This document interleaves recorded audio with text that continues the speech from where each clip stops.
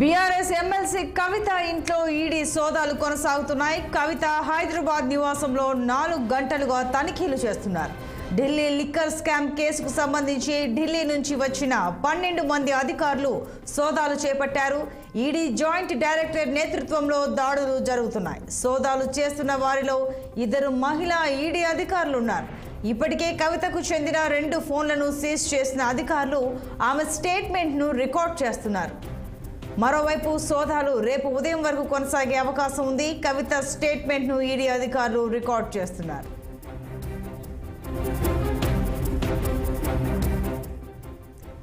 మరింత సమాచారం మా పొలిటికల్ బ్యూరో చీఫ్ రాములు లైవ్లో అందిస్తారు. రాములు, చెప్పండి, రేపు ఉదయం వరకు ఈడీ తనిఖీలు కొనసాగుతాయని తెలుస్తోంది. అలాగే ఇప్పుడు వరకు అయితే 2 ఫోన్లను సీజ్ చేశారని సమాచారం. మరోవైపు ఆవిడ స్టేట్మెంట్ను కూడా రికార్డ్ చేస్తున్నారని ఇన్ఫర్మేషన్ ఉంది. మీ దగ్గర ఉన్న డీటెయిల్స్ ఏంటి?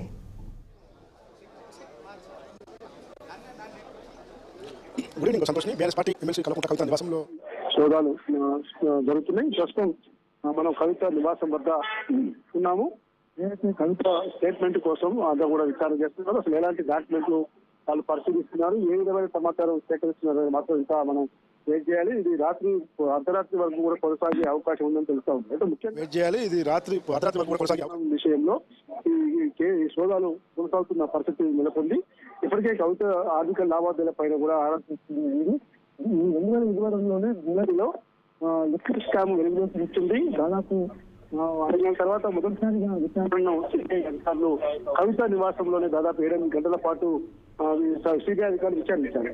అయితే 2022 డిసెంబర్ 11న కవిత ఇంట్లో విచారించిన సిబిఐ తర్వాత లిక్కర్ స్కామ్ లో సిఆర్పిసి 120 కింద 7 గంటల పాటు వాంగ్మూలం నమోదు చేసి రికార్డు చేశారు. 2022 మార్చి 11న మొట్టమొదటిసారిగా ఈడీ విచారణకు హాజరైంది. ఆ తర్వాత 16, 20, 21 ఢిల్లీలో కవితను విచారించింది ఈడీ. దాదాపు 3 రోజుల పాటు విచారించింది. అయితే తనకు సంబంధించిన 8 ఫోన్లను కూడా ఈడీకి సమర్పించింది.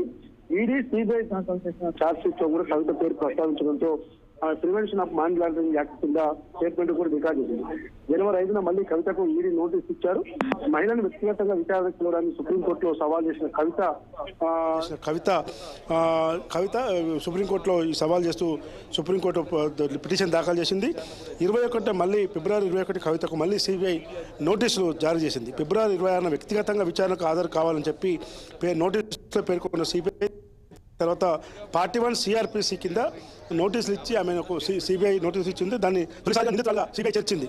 అయితే ఓవైపు ఈడీ విచారణ అనేది ఈరోజు ఈడీ అధికారులు విచారణ పేరుతో ఈడీ సోదాలు చేస్తున్న పరిణామాల నేపథ్యంలోనే ముఖ్యంగా సుప్రీంకోర్టులో కేసు ఉండగానే గత వాయిదాల మీద నడుస్తున్న కేసు ఈరోజు సుప్రీంకోర్టులో ఈ కేసు విచారణ కొనసాగు 1:30 గంటలకి ఈ నెల 19కి వాయిదా వేస్తూ సుప్రీంకోర్టులో తీర్పు వస్తున్న నేపథ్యంలోనే ఈ వాయిదా పడ్డ అనంతరం కొద్దిసేపటి క్రితమే ఎమ్మెల్సీ కవిత నివాసంలో ఈడీ సోదాలు మొదలయ్యాయి. ఇప్పటికే ఈ ఢిల్లీ మద్యం కుంభకోణం అనేది ఢిల్లీలో ముఖ్యమంత్రి ఆప్ అధినేత అరవింద్ కేజ్రీవాల్ తో పాటు మంత్రి మనీష్ సిసోడియా ఇలాంటి నేతలకు కూడా ఈ రోజు నిందితులుగా పేర్కొన్నారు. దాంతో పాటు మాగుంట రాఘవ, అభిషేక్ రావు లాంటి వాళ్ళని కూడా పార్టీ 1 నోటీస్ కింద నిందితులకు కూడా పేర్కొనడం జరిగింది. కాబట్టి ఈడీ ఒకవేళ సుప్రీంకోర్టులో కేసు ఉన్నప్పటికీ కూడా ఈడీ విచారణ పేరుతో మాత్రం చేయొచ్చు అని చెప్పి లాయర్లు చెప్తా ఉన్నారు. అలాంటి దానికి సంబంధం లేదని కూడా చెప్తుంది. అయితే ప్రస్తుతం మాత్రం ఈడీ సోదాలు ఏ మేరకు ఉంటాయి, ఏ విధంగా ఉంటారని మాత్రం మనం చూడాలి. ఎందుకంటే ఇప్పటికే అప్రూవర్ గా దినేష్ అరోరా, గోరంట్ల బుచ్చిబాబు, అరుణ్ రామచంద్ర పిల్లై వీళ్ళందరూ కూడా అప్రూవర్ గా ఈ కేసులో ఉన్నారు. మొత్తం మీద ఇదే కేసులో ఢిల్లీ డిప్యూటీ సీఎం మనీష్ సిసోడియాతో కూడా అరెస్ట్ లో ఉన్నారు. ఎమ్మెల్సీ కవిత విషయంలో ఈ రోజు మరికొద్దిసేపట్లో నరేంద్ర మోడీ హైదరాబాద్ లో అడుగు పెడుతున్నాడు. వైపు రేపు మధ్యాహ్నం లోక్సభ ఎన్నికలతో పాటు 5 అసెంబ్లీ స్థానాలకు ఎన్నికల షెడ్యూల్ కూడా వస్తుంది. ఈ పరిస్థితుల నేపథ్యంలో ఈ రోజు బీఆర్ఎస్ పార్టీ ఎమ్మెల్సీ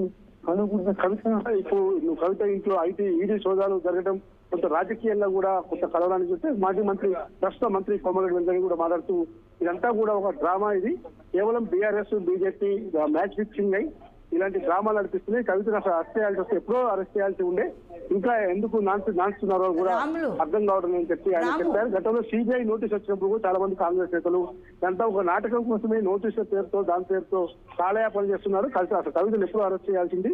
కాబట్టి బీఆర్ఎస్ బీజేపీ రెండు మ్యాచ్ ఫిక్సింగ్ అయ్యి డ్రామా నడిపిస్తుందని చెప్పి చెప్పారు. అదే కొద్దిసేపటి క్రితం మాజీ ముఖ్యమంత్రి కేసీఆర్ నందినగర్ నివాసంలో కేటీఆర్, హరీష్ రావు, సంతోష్ని కూడా భేటీ అయినట్టు తెలుస్తా ఉంది. ప్రస్తుత పరిణామాలపై కవిత ఇంట్లో ఏదైతే ఈడీ సోదరులు వస్తుందో ఆ తాజా పరిణామాలపై వాళ్ళు నలుగురు కూడా భేటీ అయినట్టు తెలుస్తా ఉంది. పరిణామాలపై చర్చించడం తెలుస్తా ఉంది. ఏదేమైనా ఈ రోజు ఈడీ సోదరులు మాత్రం కవిత ఫోన్ తో పాటు భర్త అనిల్ ఫోన్ కూడా స్వాధీనం చేసుకొని దగ్గర పెట్టుకున్నట్టు తెలుస్తా ఉంది. వ్యక్తిగత ఇద్దరు వ్యక్తిగత ప్రియుల ఫోన్ కూడా తెలుస్తా ఉంది. ఈ ఈడీ రాము, గత ఏడాది అంటే ఒక విచారణకు హాజరైన కవిత అప్పుడే అరెస్ట్ అవుతారని వార్తలు చాలా వచ్చాయి. కానీ ఆవిడ సుప్రీంకోర్టులో ఏం సవాల్ చేశారంటే అసలు లిక్కర్ కేసులో తన పేరు రావడం, అలాగే మహిళల్ని విచారించే పద్ధతికి సంబంధించి ఆవిడ సవాల్ చేస్తూ సుప్రీంకోర్టును ఆశ్రయించడం, ఆ తుది తీర్పు వచ్చేంత వరకు కవితను అరెస్ట్ చేయొద్దు అన్నట్టుగా ఇలా జరుగుతూ వచ్చింది. మరి ఈ తనిఖీలు రేపటి వరకు కొనసాగుతాయి కదా. ఈ తనిఖీల తర్వాత ఈడీ కానీ ఐటీ కానీ ఎటువంటి స్టెప్ తీసుకునే అవకాశం ఉంది కవితకు సంబంధించి? వైపు ఈడీ నోటీసులను సవాల్ చేస్తూ ఏదైతే సుప్రీంకోర్టులో కవిత పిటిషన్ పైన అనేక దఫాలుగా వాయిదా విచారణలు కొనసాగుతోంది. ఈ రోజు కూడా సుప్రీంకోర్టులో విచారణ కొనసాగుతున్న నేపథ్యంలో ఈ నెల 19కి వాయిదా పడింది. అయితే మనకు ప్రస్తుతం లాయర్లు తెలిసిన సమాచారం ప్రకారం ఈడీ విచారణ సుప్రీంకోర్టు ఈడీ నోటీసులకు సవాల్ చేస్తూ సుప్రీంకోర్టు విచారణ ప్లస్ ఈడీ సోదాలకు ఏమాత్రం సంబంధం లేదు. ఈడీ సోదాలు సమాచారం సేకరించుకోవచ్చు, కానీ అరెస్ట్ అనేది ఎందుకంటే ఇప్పటికే సిబిఐ నోటీస్ మెయిల్ ద్వారా సమాధానం ఇచ్చింది. ఏదైనా మీకు అర్జెంటుగా నా దగ్గర నుంచి సమాచారం కావాలంటే నాకున్న నేను ప్రత్యక్షంగా హాజరు కాలేకపోతున్నాను, అర్జెంట్ గా సమాచారం కావాలంటే మాత్రం ఖచ్చితంగా నేను ఆన్లైన్ లో నేను అందుబాటులో ఉంటానని చెప్పింది. ఎందుకంటే ప్రారంభిక ఎన్నికల షెడ్యూల్ నేపథ్యంలో 6 వారాల సమయం కావాలి.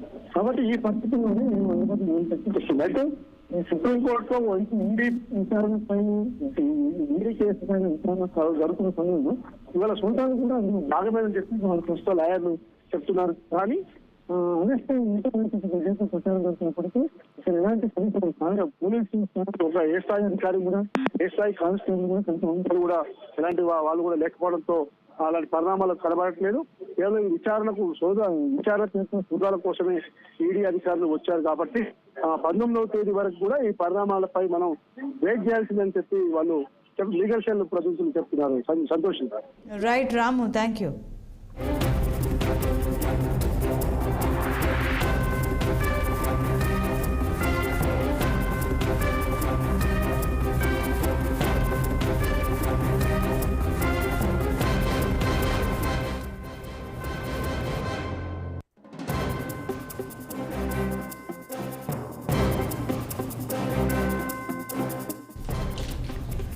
బీఆర్ఎస్ ఎమ్మెల్సీ కవిత ఇంట్లో ఈడీ సోదాలు కొనసాగుతున్నాయి.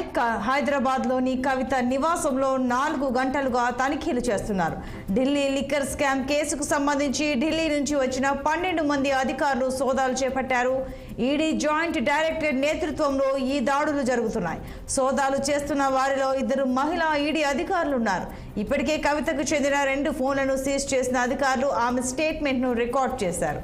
అలాగే పలు కీలక డాక్యుమెంట్లను అధికారులు స్వాధీనం చేసుకున్నారు. మరోవైపు సోదాలు రేపు ఉదయం వరకు కొనసాగే అవకాశం ఉందని తెలుస్తోంది.